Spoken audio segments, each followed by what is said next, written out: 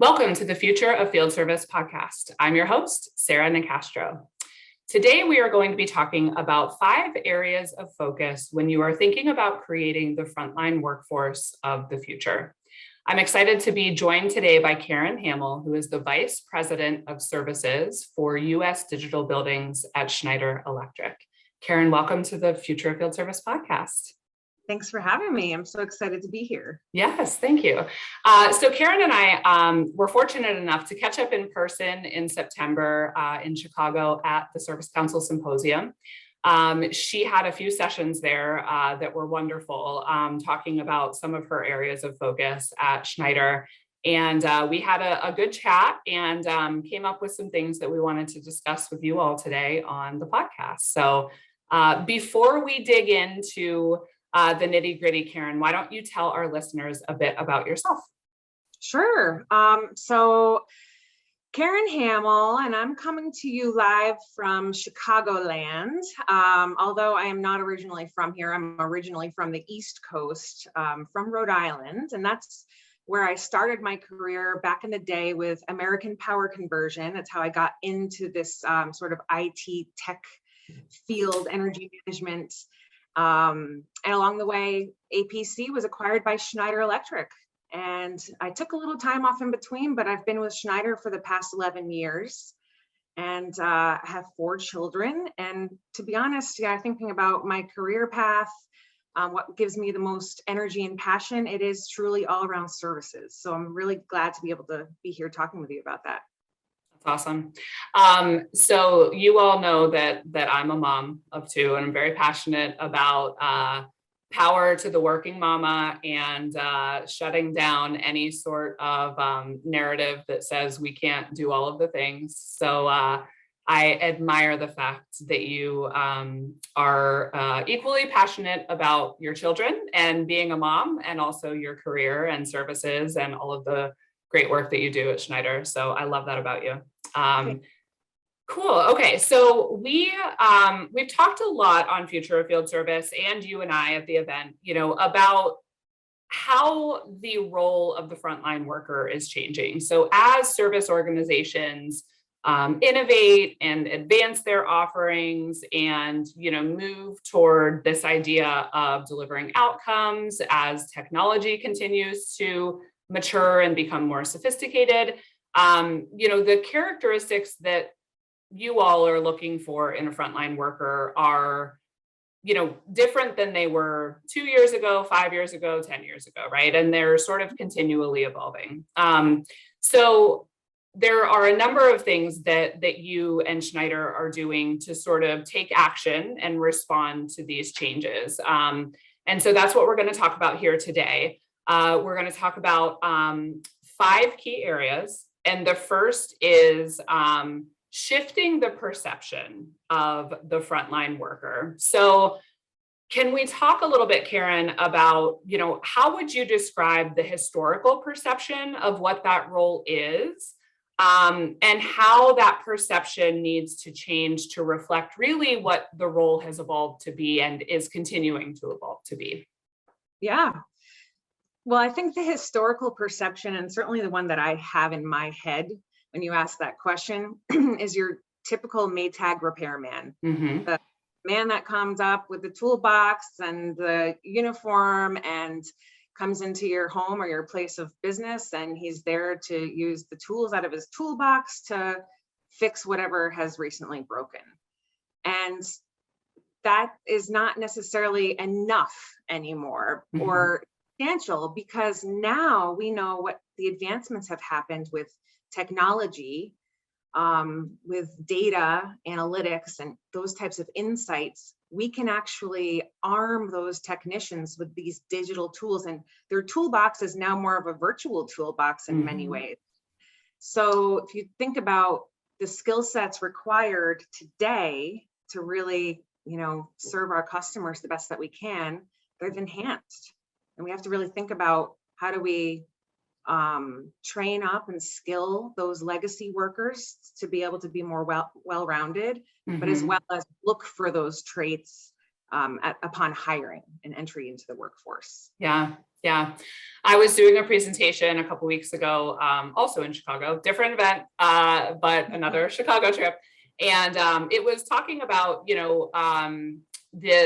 some of the things that are necessary in today's landscape when it comes to modernizing our recruiting and hiring practices, right? Because as the workforce evolves, companies can't expect to continue hiring the same way that they were 5 years ago. It's just not realistic, right?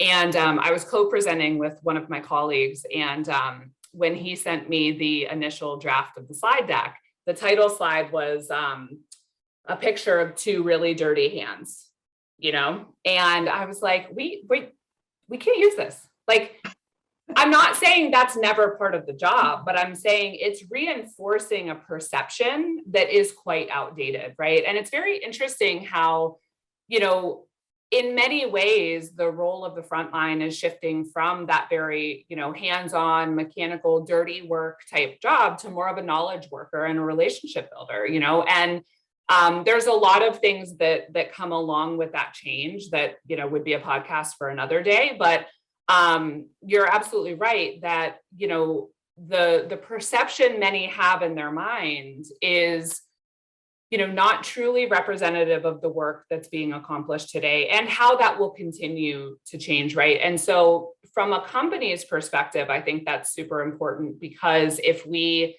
continue to have that outdated perception, then are we treating our employees in those roles the way the type of people with the skill sets we want in those roles want to be treated, right?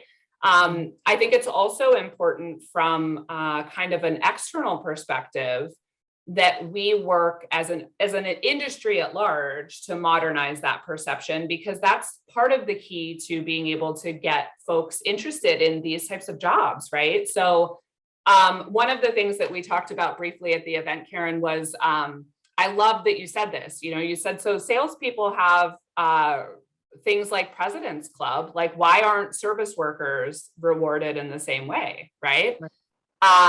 So tell me a little bit more about your thought process there. Well, no one needs to be like the redheaded stepchild, and I feel like we've done that to our field service personnel largely as a trend in the past. We've overlooked them or taken them for granted. They are doing the dirty work oftentimes. And while we can enable them with technology, at the end of the day, there are still plenty of dirty job sites that they have to go and help us resolve. Mm-hmm. So I do think that we have an opportunity to highlight the work that's been done and celebrate the hard work that really, a salesperson, they do an amazing job of securing an order, right? Securing that relationship up front with the customer, giving us work to perform. But at the end of the day, that salesperson is selling the value that that technician is going to deliver. And we are nothing without that side of the equation. Right. So it's really important that we wrap our arms around the technicians, empower them, celebrate them, recognize what they're doing.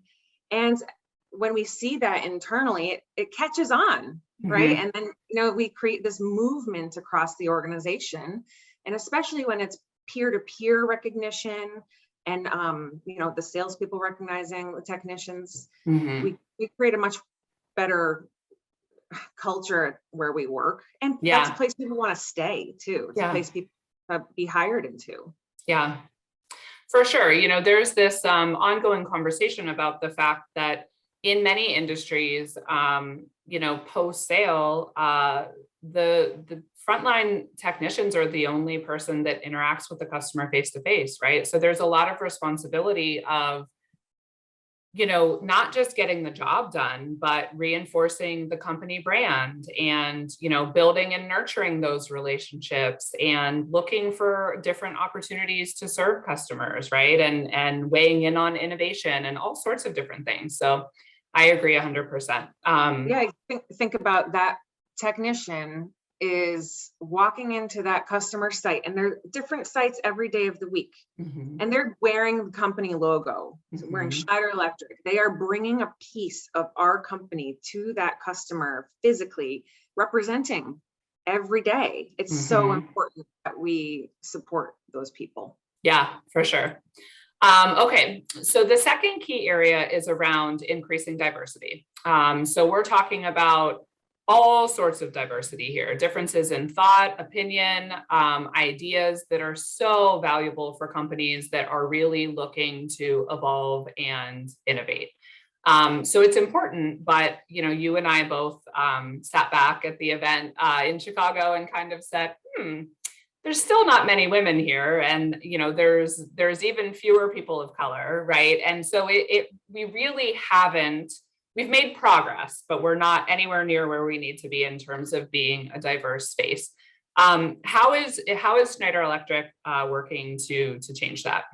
Yeah, I'm very proud of the programs that Schneider has been driving over the past few years regarding diversity, equity, and inclusion. I think we do a really good job internally with our core values being, driving the right types of behavior that we want to see with our people, and making sure it's a safe, inclusive environment for everyone to perform at their best. When I think about the work that remains to be done, it will be all about enticing that talent, that diverse talent, to want to come into Schneider Electric. And if we think about the makeup and look and feel of that Maytag repairman persona and the workforce that we've had historically, think about the why. Why has it traditionally been white males of a certain age, certain decade that they were born in, perhaps? Well, it's really the excuse that I've heard, or the reason, and I do think that this is substantiated, is we didn't have STEM programs for women or minorities. It was, really these electrical engineering programs, we traditionally didn't have that persona enrolled in those programs. But today we do, and we know that. I remember being a mom of a 15-year-old, seeing STEM as part of the curriculum at her school. I was like, what is STEM? I had not been familiar with that term growing up. Now we can't ignore it, and we should be embracing it and leveraging it. So what we're doing is trying to find opportunities to create more entry-level roles to get that talent in as soon as possible. And not, having programs like university recruit programs, apprenticeship programs, great onboarding and training to attract and retain that talent. Yeah. So that's a big focus right now for us. Yeah. So it's interesting. I mean, it goes hand in hand with the first point around perception, right? Because, to get younger folks more interested in these roles, we need to do a better job, like I said, of sort of, I don't want to say making field service sexy, it can only be so sexy, I guess, but there are, I think, aspects of the job that are innately appealing. And then there's also a lot of things companies are doing and can do to make sure that you're thinking about what the younger generation wants out of its career and finding ways to get creative and provide some of those things. And so, there's this need to make sure you're communicating in a modern way what the opportunities are, why they're compelling, all of those things. But to your point, it's also around not just looking to hire, white male technicians that have 15 years of experience, right? So how do you kind of look for those ways, to your point, of bringing talent in sooner, where, they're not already set on a specific path, but maybe they're open to different ideas and opportunities. And really, like I call it, farming some of that talent, right? But creating programs where you can give really, really skilled and good fit folks the opportunity to come to Schneider and progress in a variety of different ways versus just looking for the people that have already done that elsewhere. I think that's a really important point. And certainly, a way to focus not only on the issue of the talent gap, but specifically on increasing diversity in the talent that you're bringing in. So yeah, I think and by that's no a super means, important way. by no means do I ever want to ostracize that the white male audience, right? Mm-mm. We need them. They're important.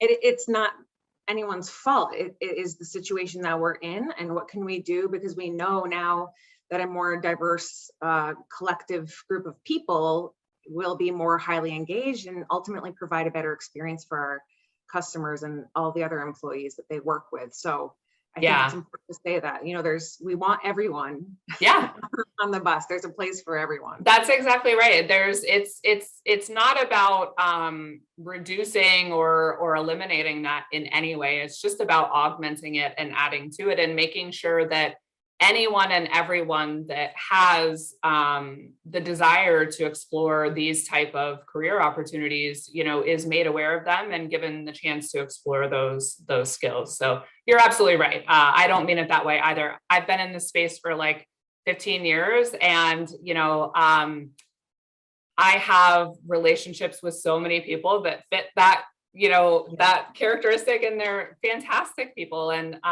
you know, so many of them share the desire to, you know, bring the industry to its next iteration, right? So it's all a collaborative process. I think that everyone recognizes that, you know, it's important for us to bring all sorts of different folks into the mix, and that's how we all are going to get better.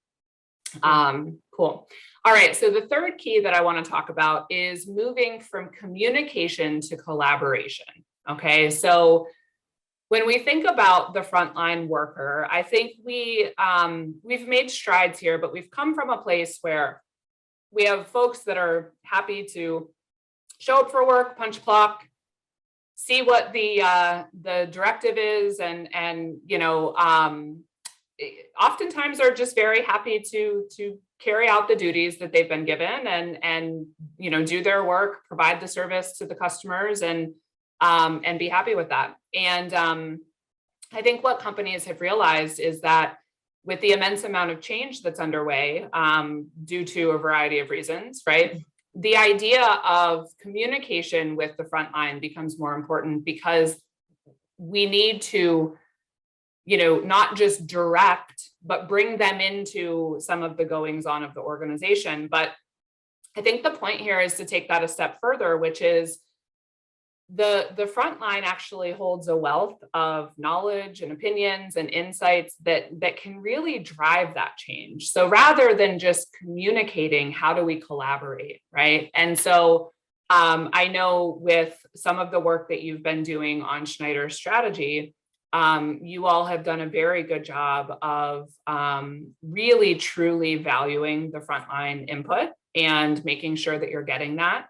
And thinking about some of the ways that you are communicating and collaborating to make sure that you are, you know, really being impactful and effective. So can you talk a little bit about that? Yeah. So I have a background in marketing and internal communications. Mm-hmm. And when I started in field service, I was responsible for driving communication programs for our front line. And it was eye-opening to me and extremely challenging to try to figure out, okay, how do I effectively do that? Because these are not people that are sitting behind a computer all day. And it really boils down to the working environment and identifying that persona, you know, white collar versus blue collar, and what does that look and feel like in the day-to-day. So first and foremost, understanding how someone that's a service field worker, what their day looks like. A lot of windshield time, up in the morning, long drives, going to a different site every single day, oftentimes not using their laptop, using their mobile device instead, not tethered to their Microsoft Outlook email inbox, and receiving most of their information from their direct manager or supervisor. So with all of that said and done, your traditional newsletter that you do for communications is not going to cut it. I Mhm. guarantee you that will not be read. I've tried many things throughout the years, tried things like actually snail mailing a hard copy newsletter. We've done podcasts. Mhm. We've done focus groups.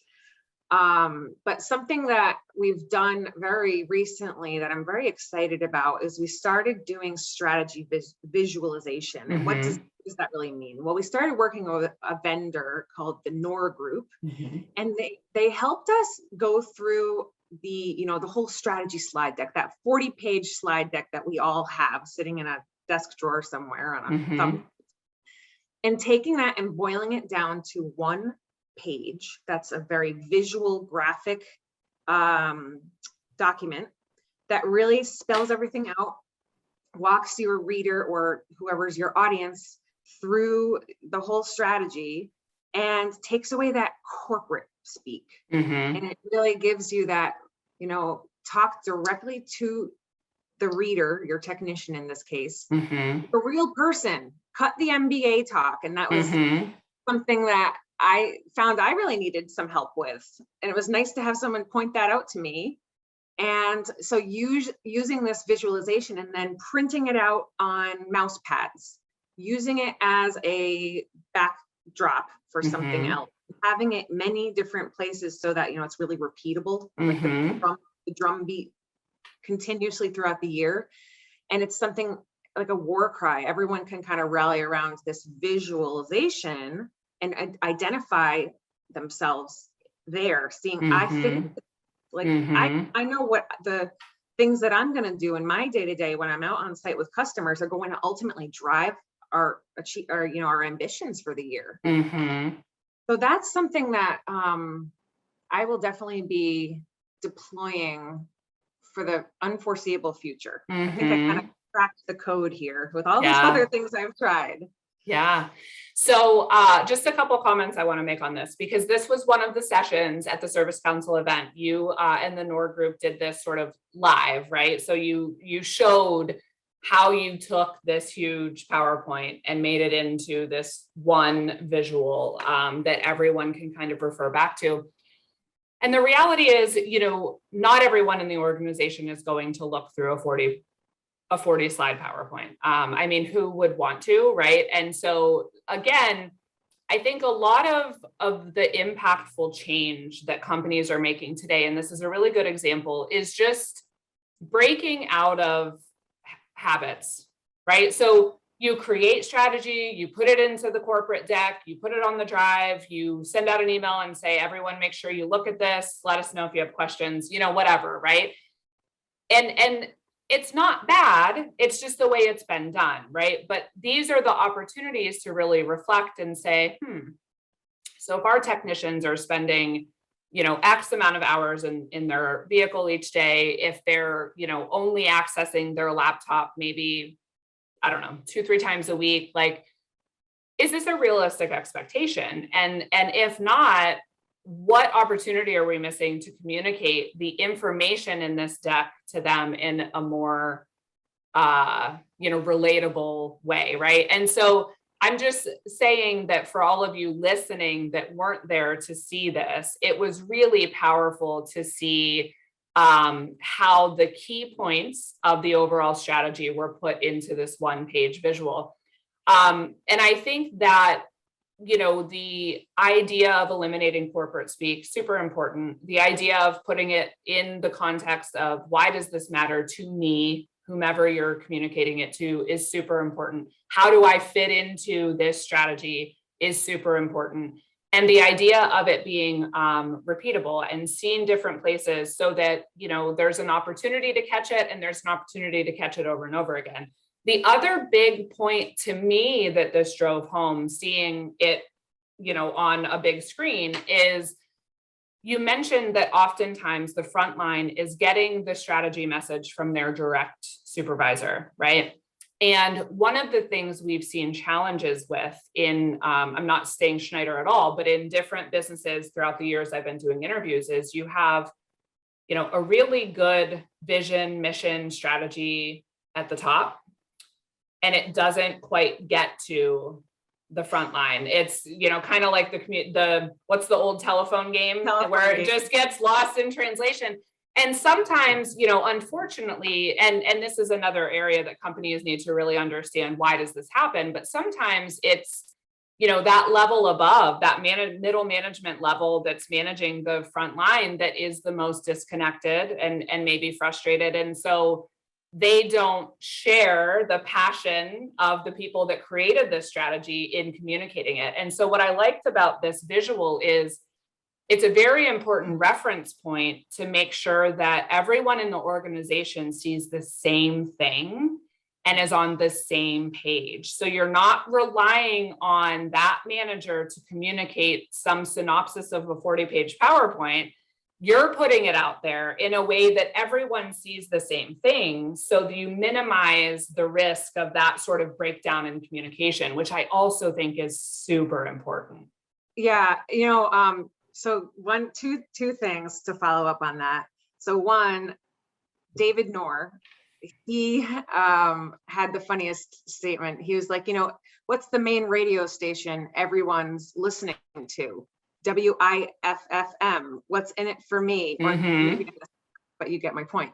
So with these documents, is how do you get through to the front line? Show them what's in it for them. So make sure they can identify their contributions to the end goal in this visualization and with what you're communicating.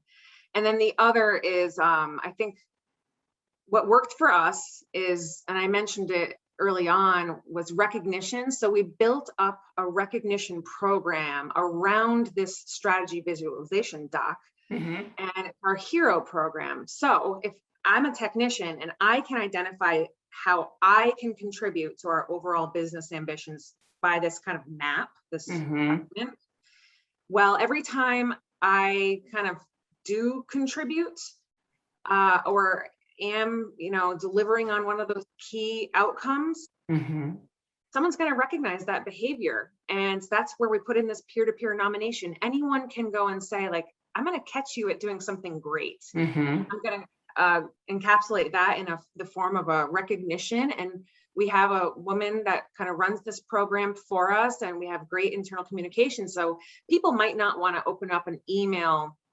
or read some lengthy newsletter, but when they see their name in lights, they're certainly going to read that. Or when they see and recognize a peer, like, for doing something great, hey, how did he or she just get those accolades? I want to read that. So if we kind of keep it all connected, and this runs throughout the whole year, that has been a great accelerant for us to kind of create that movement and the culture that we want. Yeah, for sure. We're going to talk a little bit more about that in a moment. Before we do, I want to talk about the fourth area, which is shifting the focus from purely effectiveness to empowerment with the front line. So, this is a huge thing. When I started covering this space, every single conversation was around, how do we drive productivity? How do we make technicians more effective? How do we get to one more visit? How do we, drive, cut, right? And, obviously every organization needs to maximize utilization and make sure that technicians are effective and productive. So that's not to take away from that. But I think, this idea of empowerment is very important, because we've, better recognized the value of the frontline worker and all of the areas of the business they can impact. And it's not just about making sure they're effective, but it's really digging into what do they need from the company to be not just effective, but empowered, right? To have all of the insights they need on the job, to be able to, make good decisions in real time, all of those things, as well as, one of the things we talked about earlier, which is the idea of career development, right? And giving people paths within the business to expand and continue their journey instead of looking elsewhere. So can you talk a little bit about, the work that Schneider has done related to, really empowering the frontline worker to make sure they have everything they need to be successful? Yeah, well, I think it starts with getting their feedback. So we have a survey that we do, a company-wide survey once a year. And we say, everyone's over surveyed these days. So we say, we promise it's once a year. And if there was one survey that you had to take this one, because we want to hear your voice. And as a result of getting that feedback, we put action plans in place to say, what are the key drivers that are really influencing our employees' day? Are they happy? Because happy people make happy customers. We really want to make sure they feel happy to show up to work every day. So first and foremost is listening to them, gathering their feedback, and then creating those meaningful action plans that are going to enhance their day, their life at work. And sometimes it's a matter of, the right tooling and outfitting from a physical standpoint. Sometimes it's, we know that people say they don't want to do paperwork. So how can we create efficiencies in terms of like process or systems that we can free up their time and give them their energy back to go and face that customer and deliver an outstanding service experience. Other times, and you mentioned it, is career path. Let's make sure that they see, if they have ambitions to go do something else, make sure that they feel that they can voice that to their manager first of all, and show them a path. And then I think the last is mentorship. So creating a space for them to be able to talk about other things with someone maybe more senior than them, and matching them up like a buddy system. And we have amazing internal training programs at Schneider. So if you decide that you'd like to go, practice a different trade or get into leadership, all the tools are at your disposal. So let's make sure we give them time in their day, in their week, to go invest that back. So, this time of year, people are typically figuring out their utilization targets for next year. So if you're sitting here and you're in control of that, think about how you might add a few hours back into their lives to give them time for development. Yeah, I think it's this recognition that, the recognition of the frontline as talent, not just for their contribution, right? So the historical view is just output, right? But we've started to realize, what are we putting in to sustain that output, right? And expand that output, right? As the role changes, what more do our workers need from us to be able to expand, evolve in their own careers, and to your point, be happy, right? It's not just about what all can we get out of them. Then you're going to have a retention problem, right? So it's really also about, what do they need? What, even the visualization thing, there's this idea, I think tied to empowerment, is feeling invested in the story and the company's mission, right? So not just throwing that out there and hoping they find it, but making sure it resonates and making sure they feel a part of, the whole Schneider story. Right. Okay, so the final area I want to come back to is around recognition. So you touched on the HERO program, and what you're doing there. Again, I want to emphasize that as the workforce changes, the end all and be all is not just financial reward. Obviously employees want to be fairly paid, and everyone should be fairly paid. But I think the point here is that these workers lack historically in, being acknowledged and recognized for the important contributions they make. And so, again, just talk a little bit more about, so the HERO program, you mentioned it's a peer-to-peer nomination. And this is, I think, a really important step toward, making sure that these folks feel seen and valued for the hard work that they're doing. Yeah.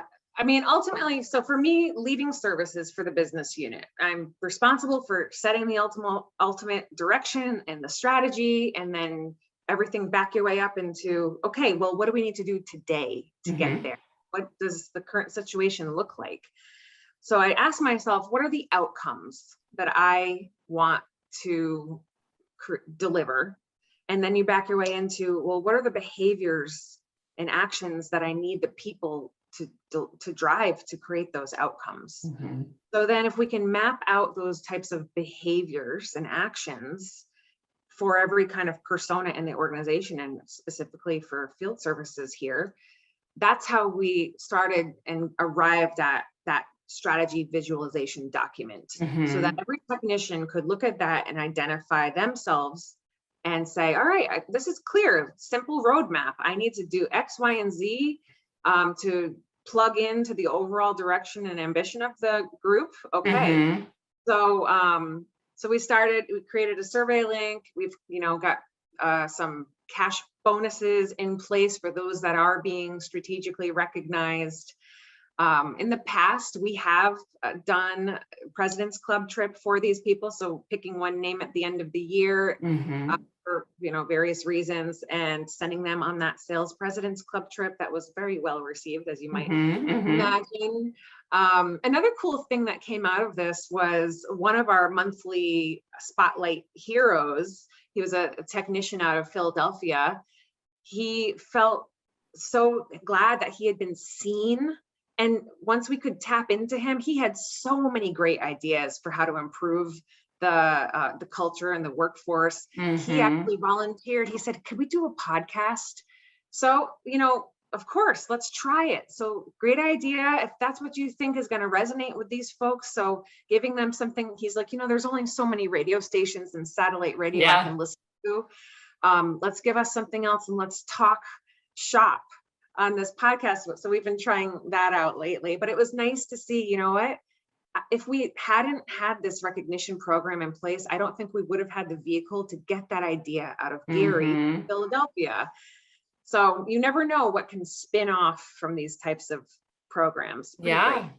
And it's such a good point. Like I said, that, you want to create an environment where he's not just sitting on that thought or that idea or that feedback. You want him to feel engaged and valued so that he'll speak up, right? And, you also want to create a space where it's okay if every idea isn't the best idea, but how do you get more dialogue around those things? Because that's how you're going to find the really cool, innovative things. It's funny, when you were talking about windshield time, the first thing I thought was podcast, because it just, it is a really good use of that vehicle time for them to, have an opportunity, whatever. And that could take a ton of different paths. Right. So I think it's really cool that you're doing that. And good job, Gary, for coming up with the idea. That's awesome.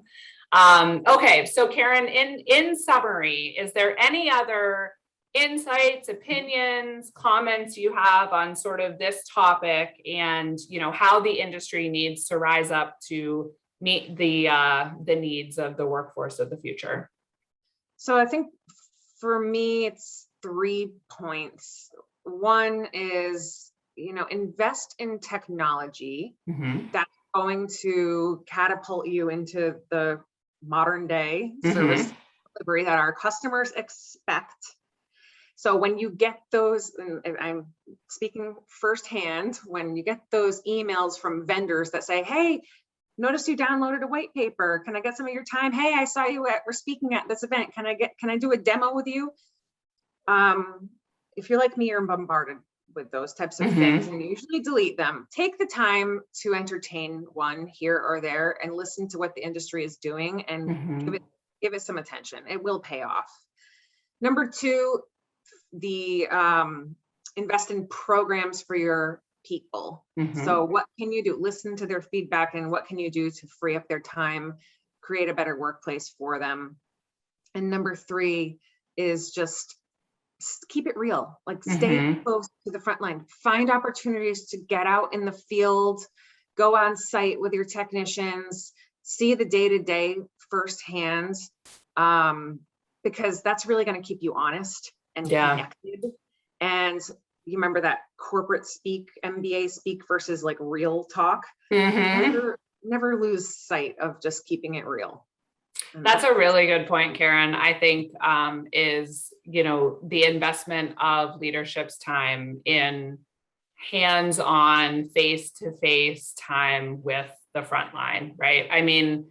I think that is an investment that pays dividends, both in being able to have an opportunity to hear some of their thoughts and ideas firsthand, but also what it says to them and shows them about how you value their contribution, right? I mean, it's easy to sit back behind your laptop and, oh, good job. You know, it's a totally different thing to go sit in the truck all day, visit customers with them, and make them feel that you're present, you see them, you value them. I think that's a very, very, very good point. So good. Well, thank you so much for coming on and sharing today. I'm excited to stay tuned on the HERO program and all of the other things that you all are doing. I believe for those listening, I believe that the Service Council sessions are available on demand. So if you have an opportunity to go back to that archive and take a look at the session that Karin and David Noor did on strategy visualization, it's a really, really good session. So highly recommend you do that. I appreciate your time today, Karin. Yeah, thanks, Sarah. It was my pleasure. Yeah, thank you. All right, you can find more by visiting us at futureoffieldservice.com. You can also find us on LinkedIn as well as Twitter at the Future of FS. The Future of Field Service podcast is published in partnership with IFS. You can learn more at ifs.com. As always, thank you for listening.